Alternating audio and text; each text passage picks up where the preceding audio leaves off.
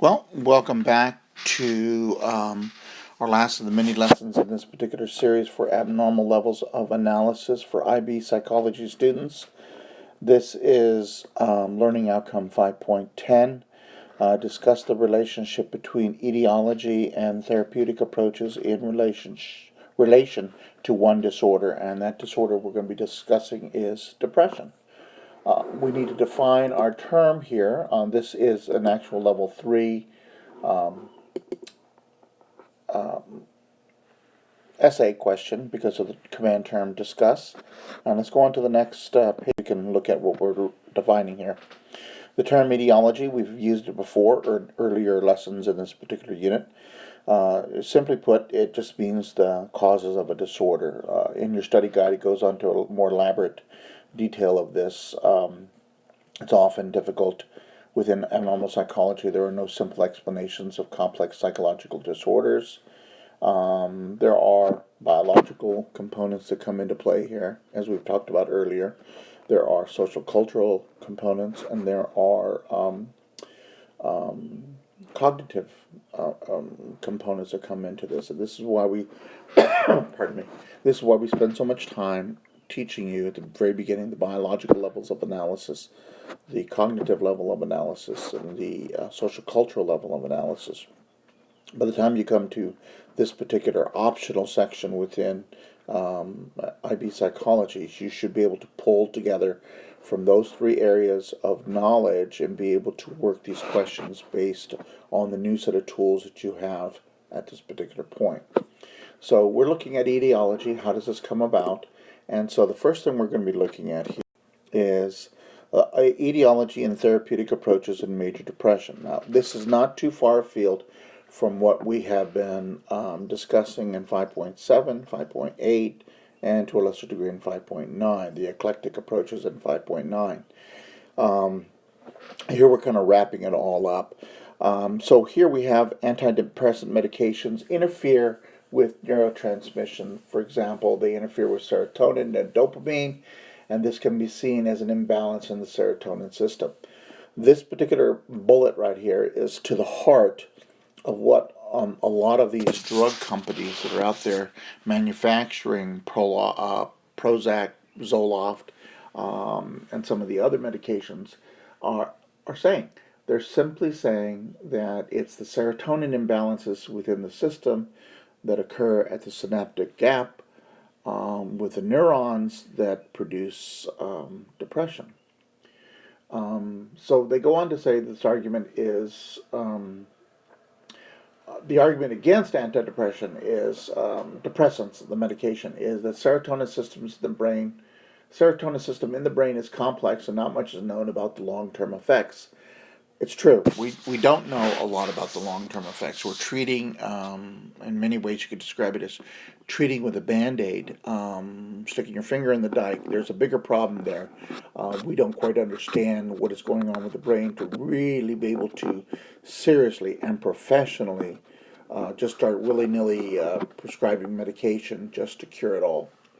And the second bullet here, sub-bullet, says the drug is not a cure and they do have side effects. All drugs have adverse effects, and I talked about aspirin, its benefits, its therapeutic benefits, but its adverse effects come with it as well too. Next one is some studies show that placebo may be just as effective, and hopefully I can show that to you in the Elkin study that's going to come up at the end here. And IPT in particular, CBT, remember IPT, individual psychotherapy, in particular cognitive-based therapy, is just as effective, in some cases more effective. And this was done in the, and I'm sorry it's so small, but the Henninger study of 96, which performed experiments where they reduced serotonin levels in healthy individuals to see if they would develop depression symptoms. The results did not support the levels of serotonin. They could influence depression, and they argued that it's necessary to revive the serotonin hypothesis. So this serotonin hypothesis is what the drug companies up at the top up here are arguing is the reason we have to give these medication, because There is an imbalance in serotonin, which affects dopamine. Dopamine affects serotonin in the synaptic gap, so we need to go ahead and control that action. And they, in part, are partially correct because a lot of people respond very well initially to antidepressant medication and say, now I feel better. So there's something to what they're doing, but is it the end result?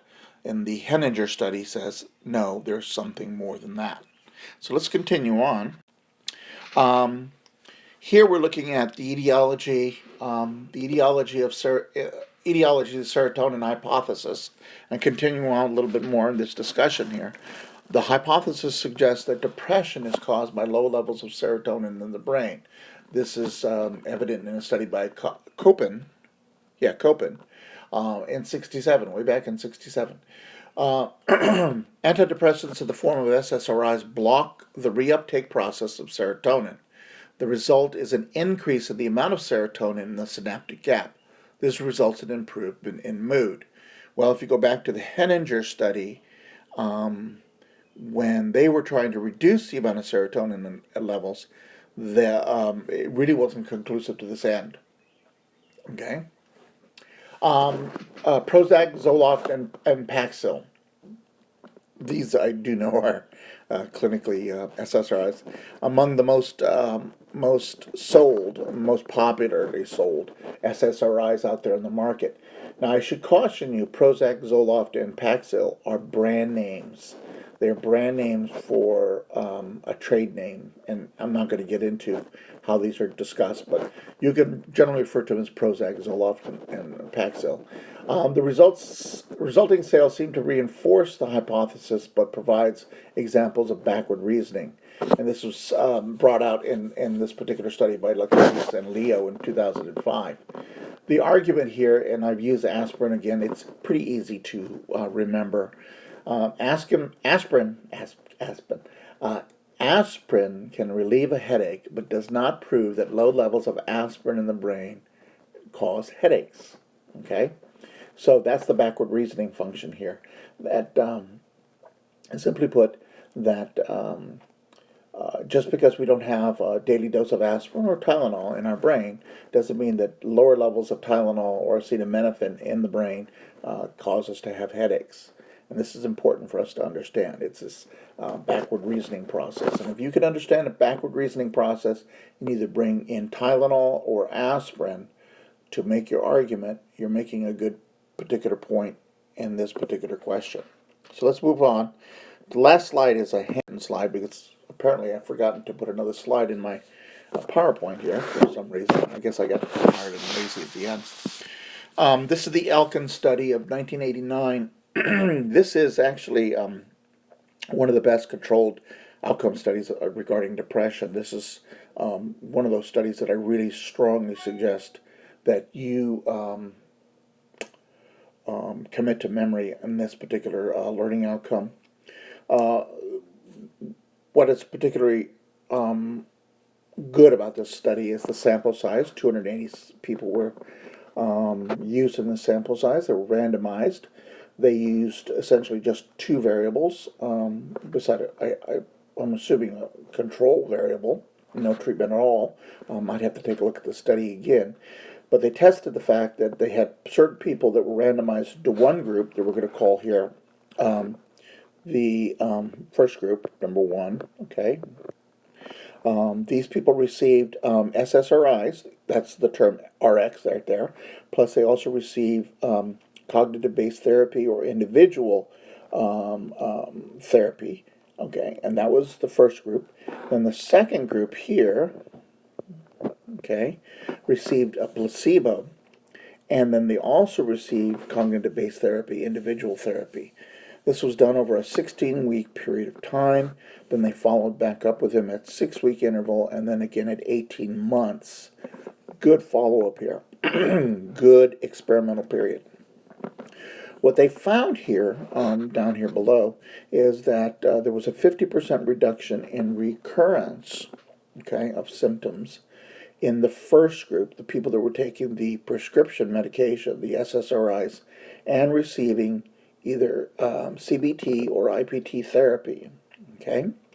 but there was a 29% reduction in recurrence within the second group, the placebo plus therapy group. Now, what's important to grasp from these statistics based on this study is that if you take the, let's say, roughly 30% with a placebo group, discount the rest from the above 50%, you've got to say that CBT, IPT have their place in therapy. They're an effective form of therapy.